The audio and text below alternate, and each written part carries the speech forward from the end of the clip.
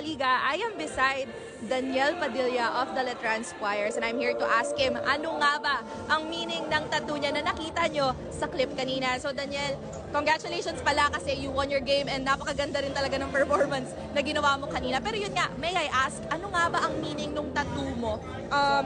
Etong tattoo mo sa left. Nakalagay po dito is my story isn't over.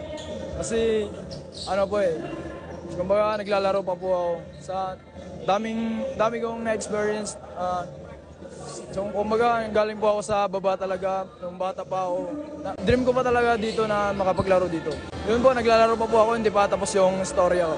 Gano'n nakatagal yung tattoo mo na yan? 3 years po. 3 years na po to. Sa Cebu po, dito. Patato po ako sa Cebu.